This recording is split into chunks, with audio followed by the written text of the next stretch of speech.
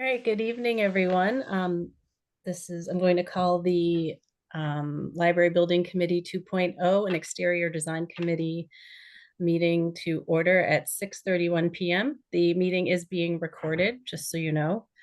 If you have any questions, please feel free to raise your hand or put it in the chat. But for now, Nope, nope, nope, no chats, no no chats chat in public tonight. meetings. Oh, okay, sorry. I forgot. No chat. Raise your hand, please, either virtually or physically, and I will call on you. So to start, I'm going to hand it over to Design Lab, to Audrey and Ben to give us an update. It's been a while. Hi, everyone. Hello. Can you allow screen sharing, please? Good evening, everybody. How are you all? Good to see you.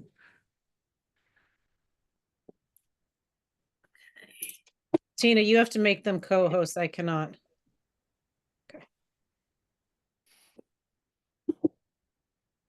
Okay. Cool. So we just kind of wanted to go through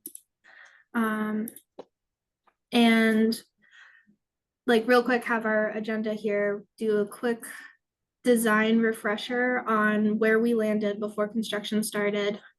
A little update on the schedule, some fun construction highlights, and then just talk about some next steps and discussion at the end.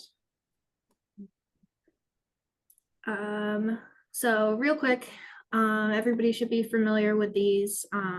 These are all the same plans that we've shown before, just a refresh on where we're at right now. And we've also got our interior palette that we're still trying to stick with as we go through the construction process and like finding the different materials and finishes that are going to be going in. Still aiming towards these interior views. This is still everything the same that we had before. And then the exterior of the building, along with the same exterior views that we had. So wanted to talk about schedule real quick. This is just a recap of what we talked about in the previous building committee meeting about all the different things that are happening throughout construction, all the different meetings that we're having, and then also what the building committee's role will be in this process as well.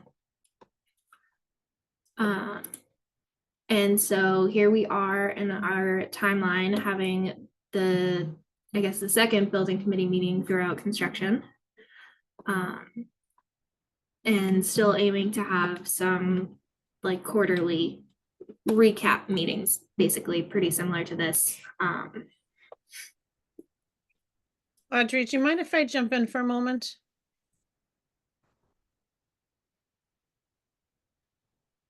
Go ahead. Oh, could you go back a slide?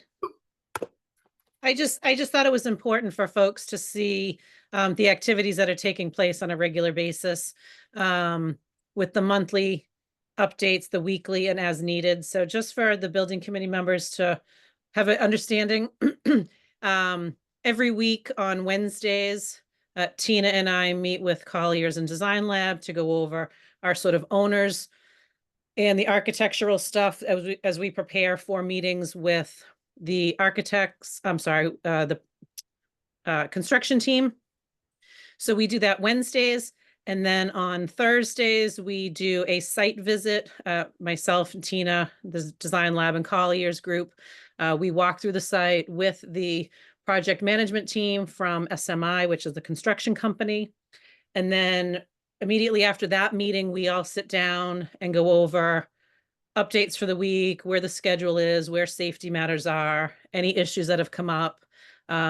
At that meeting, that's called the OAC meeting, Frank joins us at that as the building commissioner and facilities director to just talk through the project, get a sense of where everything is. And then as needed, we have other meetings if an issue comes up that we need to address, if a request for information comes up that we need to clarify.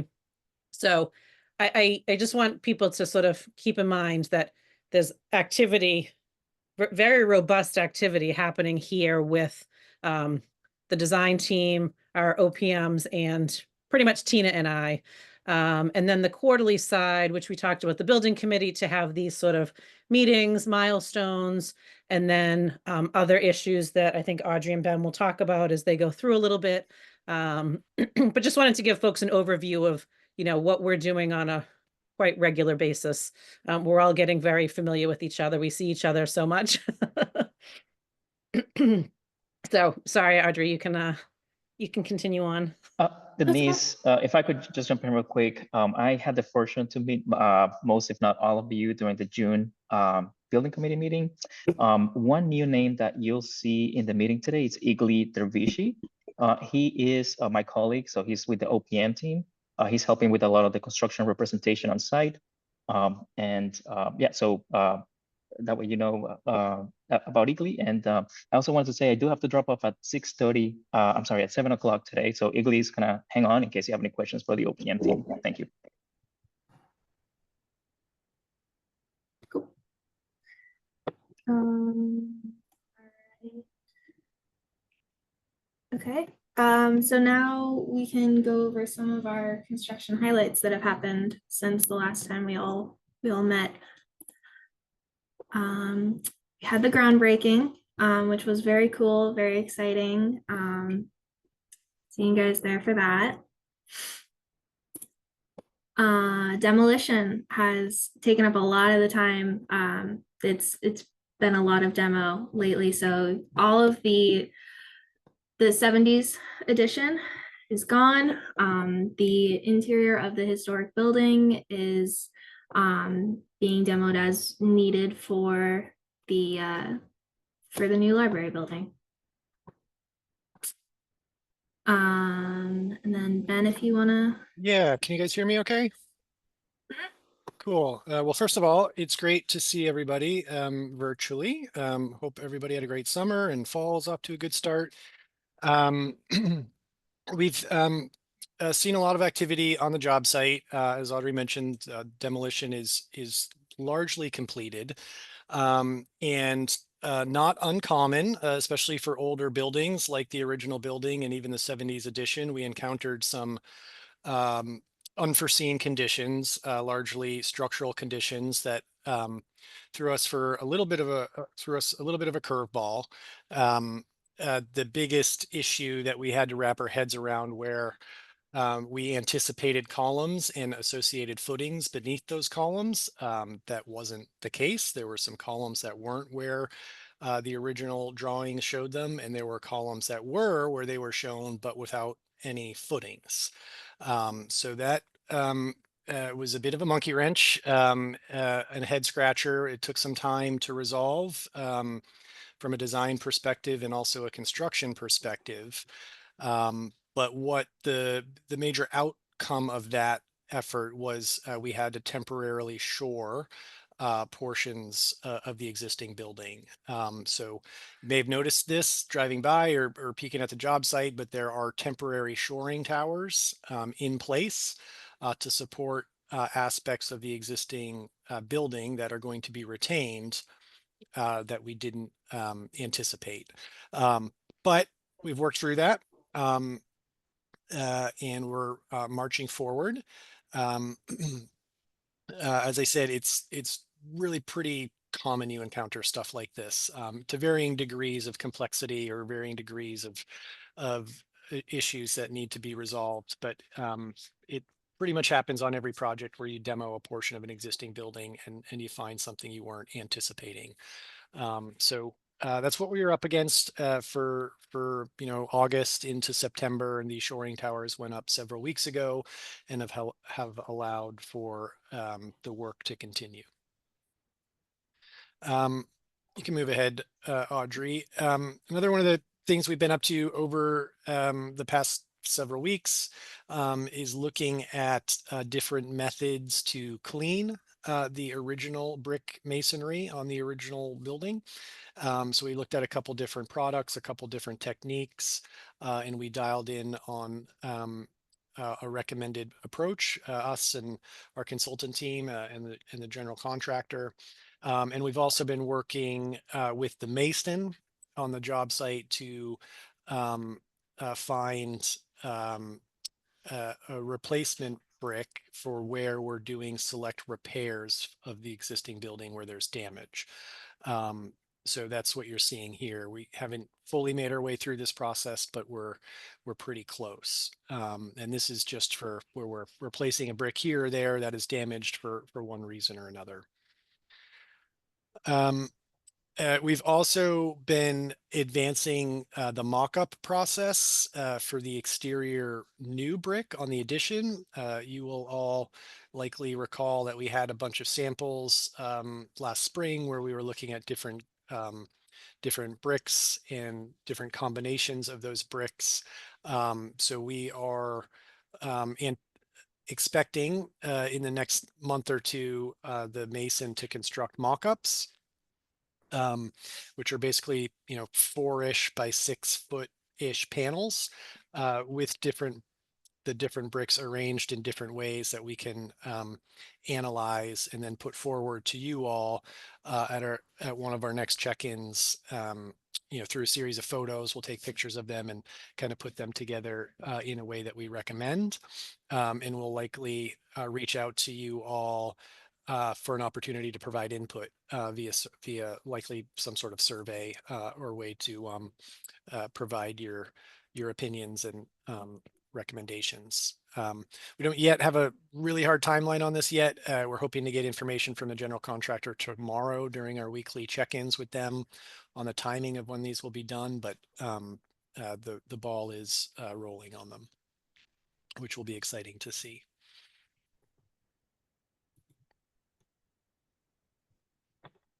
I don't remember if I'm keeping going here, Audrey, but I can if you'd like.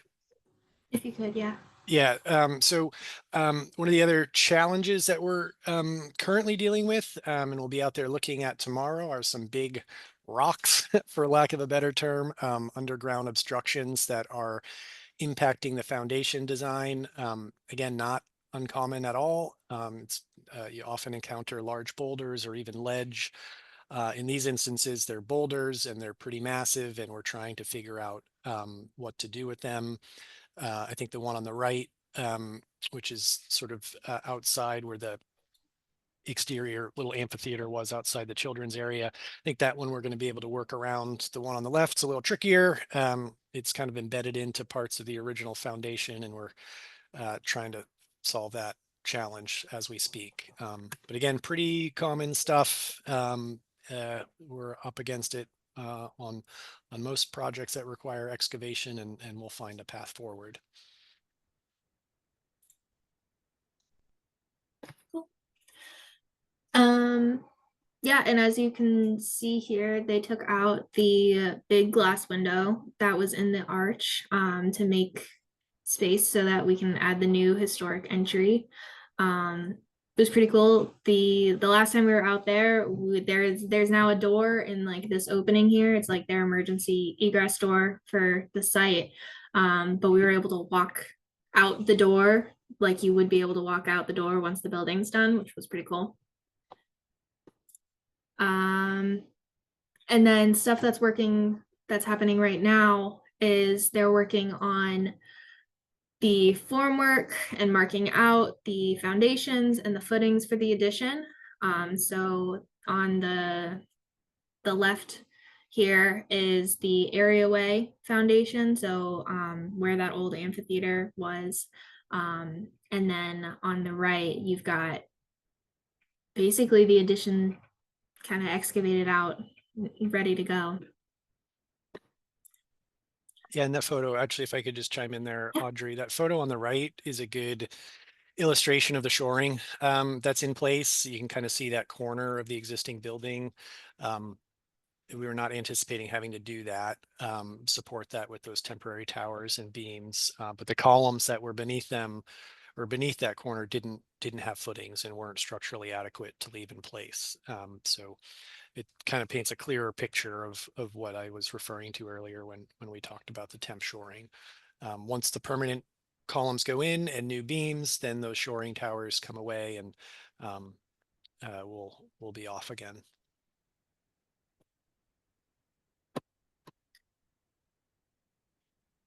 And then another thing that's popped up in construction is the crabapple tree that was towards like the lower level by the I believe this is the Memorial Garden.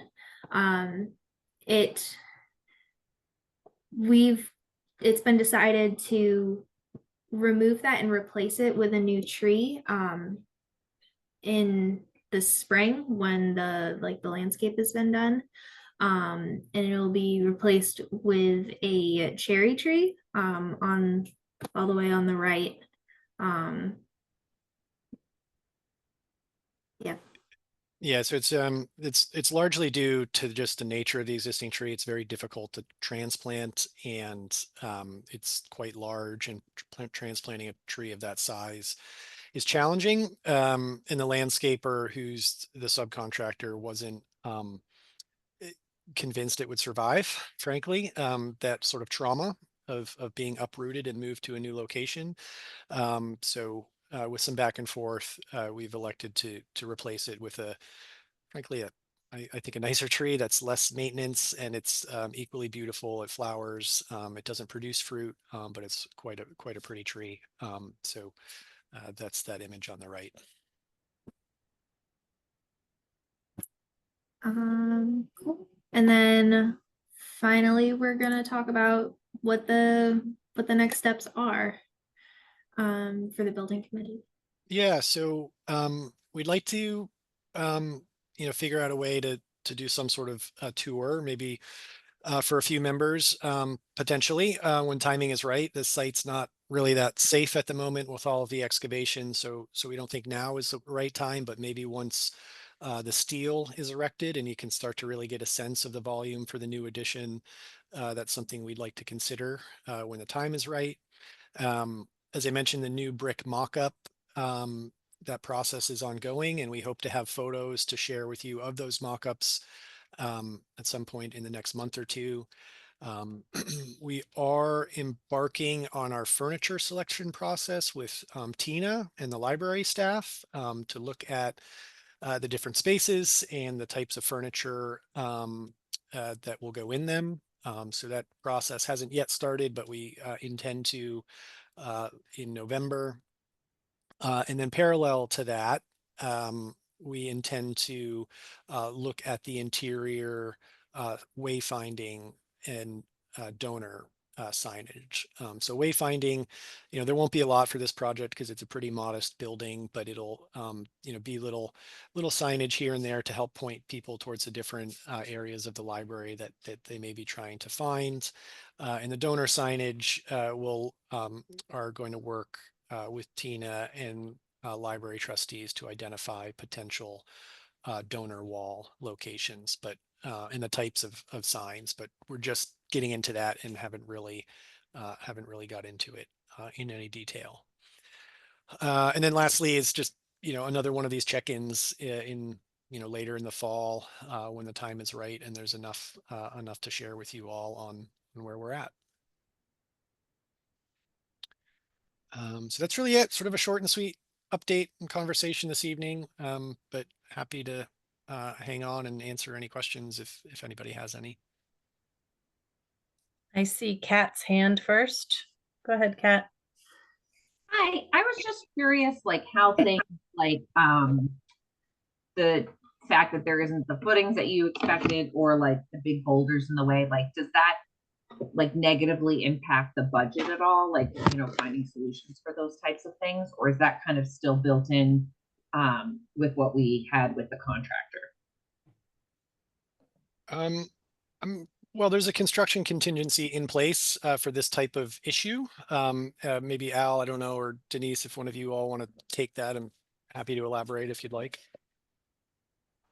Yeah, I think Ben, what you said, it's right. So this is one of the reasons why we have a contingency, especially on a project that is an addition renovation. We know that we're always going to find unforeseen or hidden conditions, like in this case, that you just can't possibly see when the building is still there.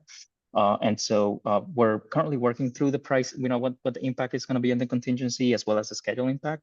But it's all built into the overall project budget. And I guess a follow-up to that too, like, do things look like they're on track in terms of timing so far, or? So, these unforeseen conditions are certainly going to have an impact to the schedule, and we're currently working through, exactly what that impact is going to be. Okay. Thank you. I see Andrew next. I was just going to ask Kat's follow-up about schedule, because sometimes the biggest impact of the schedule happens at the beginning, and it's when you're digging and finding surprises underground. How do we feel about, in terms of the excavation, about other surprises coming up? Is there anything in terms of infrastructure or other things other than just rocks that we're running into? Go ahead, Al. Ben. I was going to say, at this point, I feel like we probably uncovered most of what is to be uncovered. All of the selective demolition, as well as the demolition of the 1970s, is complete. So I think as far as heating conditions, we're probably most of the way there, aside from maybe some excavations around the site down the line. And just the follow-up, I understand the contingency for the unseen conditions, which is very smart. Is there any float in the schedule to absorb delays here and there? Not on the critical path. Okay. So Audrey, could you go back to maybe the schedule slide? I think it might be a little helpful just to sort of have folks see that again. So we do have sort of this buffer at the end that we're still working through. We don't know, obviously, what the timeline issues will be of any of these unforeseen issues, but we do have that buffer, as we work through. My guess is probably the next 1 to 2 months, trying to get all of these initial, between the excavation and the demolition and the structural issues resolved. That should, I think, fall in line a little better, and we'll get a better understanding of what we're looking at. But we don't have data from the contractor yet on what impact it would be. We just have some estimates that we're all sort of talking about internally, but we don't have anything finalized. Melissa? Hi, can we go back to the brick slides?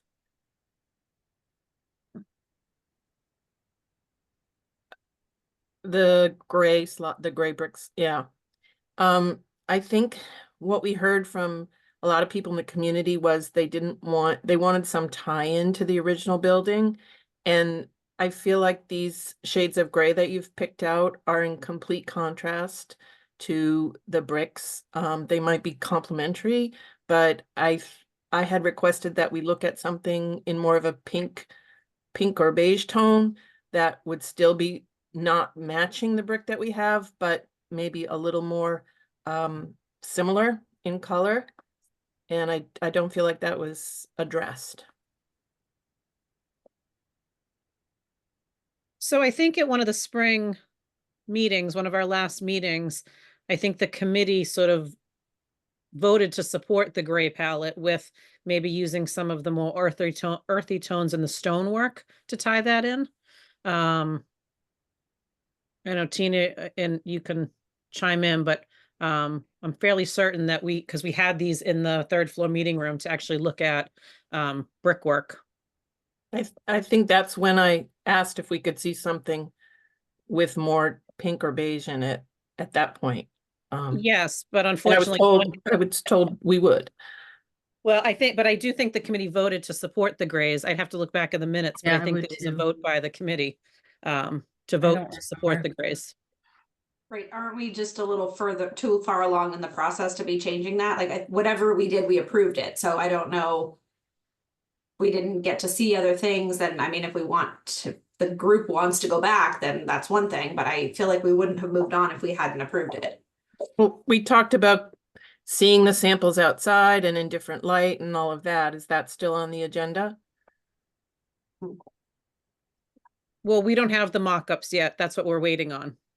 I know, but are we planning to go outside and see them? I remember Tina saying things look very different in different light, different times of day. Are we still planning to go and look at the Uh, exterior bricks? And yeah, Melissa, I know, because I saw it myself. These mock-ups will be available, right, for everybody to look at some point at town building and maybe over at the site as well. Who is supposed to answer that I question? was asking Ben. They're going to be constructed at the job site. Oh, they are. And they're Okay, not so they gonna- will be They're going there. to be of a size that will be difficult to physically move, because we wanted to build them large enough to get a representative feeling of what the different bricks would feel like together. Andrew, did you still have something to say? So I'm sorry, just to follow up, are we going to be allowed on the job site when these bricks are in place? Or is that just going to be a decision by Design Lab? Our intention, as I described, was for us to take photos of these and put them in front of everybody, likely virtual like this, or we could maybe meet together in the town building to look at them, and then also put forward to you all a mechanism for you to vote on the ones that you prefer. So would it be possible if we wanted to come to the job site, if it was organized, if they're big enough that we can see them in the daylight and that's where they are? Yeah, I think we could certainly arrange something. It couldn't be, more than likely it would have to be the Crescent Street side, maybe standing on the sidewalk. I don't know where they'll be constructed. Going around the back side, it is a hard hat area. It is, there are regulations there, so we can't really parade everybody out at once. But depending on where they are, I'm sure we can arrange some type of, visit. Again, we're there Tina and I are there at least once a week. So if we coordinated something, if someone wanted to actually see them in person, I'm sure we could figure it out. Yeah, I mean, I think I understand that it's not safe or reasonable for us to be wandering all around the job site, but I do think that there might be some value, and this might be a great time for it, of us being able to kind of go to the job site and sort of see what's going on, perhaps ask some questions. So maybe we can have a meeting, at the location sometime. It would just have to be in the daytime, so that might be a little harder for folks. So it might be a more limited audience. Lisa, go ahead. Yeah, I'd just like to also support that desire to see these things in person. I mean, you can't even pick clothes out of a catalog online and be sure the color is right. I think it's really unfair to the exterior design committee in particular to just say, we're going to email you some photos and you can tell us what you like. I think that there's enough coordination happening that group in particular should be able to visit the site and weigh in on those materials. Yeah, Andrew? I agree. It's really important to see it in person in the light. Also, which is I think where we left it in the last meeting, the mortar, as you know, is going to make a huge difference, and the same mortar might make the different bricks look very different. Ben, in doing the mock-up, do you think there's any way to leave an open joint or have multiple mortars in there? Because sometimes mixing some red into the mortar or something would be a way of tying it in. It might look weird, but that could have a huge impact too. I think it's really important for people to see it in a place where you can see it in the same light as the building. Yeah, no, very good point about the mortar, and that is definitely a way to sort of warm up the overall feeling of the composition. We haven't had the opportunity to get into this level of conversation with the mason. We've just communicated this to the GC, and I think they're focused on other things that are more pressing at the moment. But hear you all, and certainly if we can get you out on site in a way that's safe and productive, I think we'll certainly encourage that. But I don't, maybe it may be in groups. I'm not quite sure, but we can figure that out with Tina and Denise and Colliers and the GC.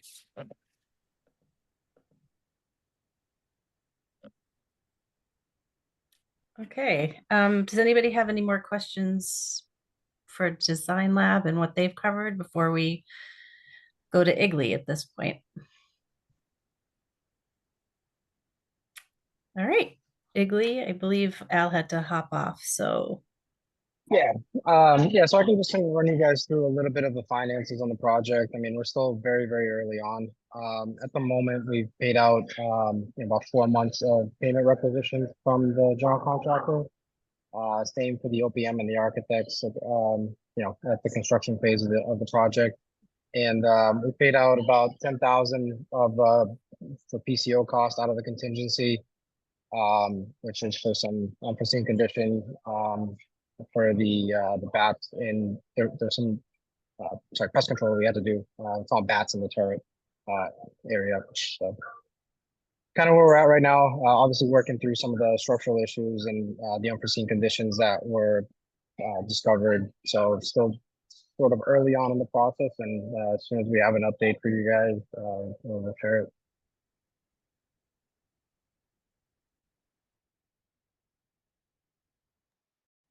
I do want to just share some positive news. I know during last spring and I think last winter, we talked a lot about PFAS at the site. So the good news is we don't have to do any formal remediation for PFAS. It was not found in the soil. So as long as the soil remains on the site, it can be moved around. It can be used in different places. We don't have to do any added remediation work. If they do have excess soil that we need to move, we have to test it again. But it looks like even with all the excavation and as far down as they went, we should be all set with that, which is good news for us. So that shouldn't impact the project at all.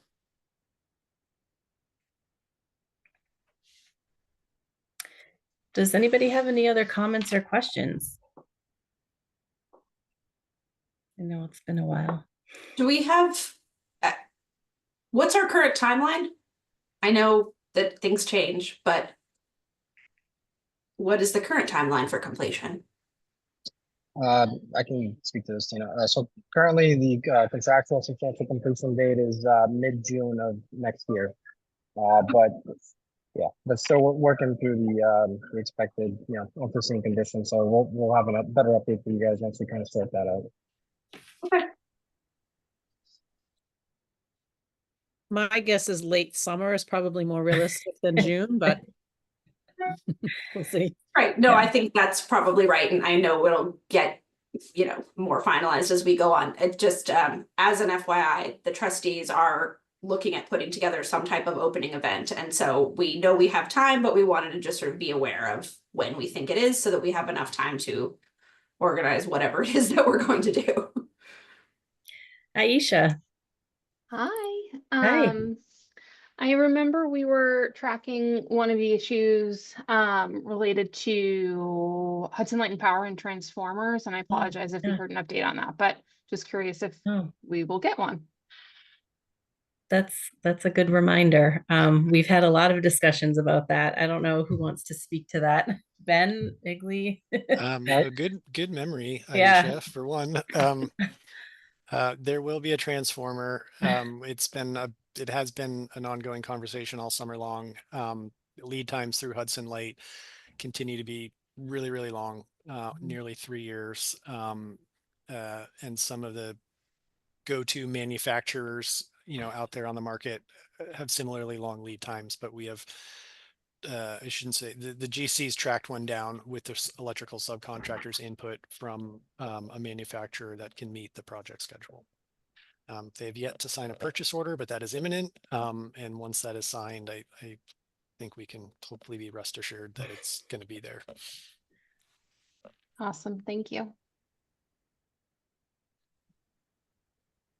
All right. I had put approved minutes on here, but I don't think we have minutes. I know there's draft ones from March, but I don't know. Do we have one from June, Lisa? I can't remember. Yeah, I sent them to you after that meeting. Okay. We can get caught up at the next one. Yeah, I think so. Well, that was quick, but does anybody have any other comments, questions, concerns before we adjourn? Oh, all right. I appreciate. No, I'm just Yeah, gonna, go ahead. so Ben, thought process on timing wise, just so the folks have an idea of when we might be planning? Do you think we would have another meeting before the holidays, or are we looking like early January? Yeah, I would say probably the latter. Okay. Denise, I mean, I think we obviously have to talk and figure out when the best time is. But I think the mock-up is probably most pressing for this group's input. Yeah,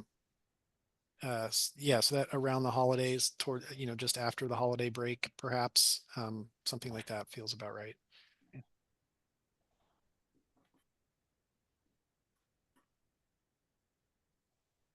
All right, great. Well, thank you all for coming. I know it's been a while. I appreciate you all still staying involved and interested. It's been a long process and we're getting there. So thank you very much. And I'll take a motion to adjourn, please. Motion to adjourn at 7:06 PM. Thank you. Good. Remind me, do I have to go around for that or no? Technically, no. Okay. You could So, just say, is anyone opposed? does anyone want to stay on longer? All right. Thank you everyone for coming. Have a good night. Bye all. Have a good Bye. night. Good night, Thank everybody. you.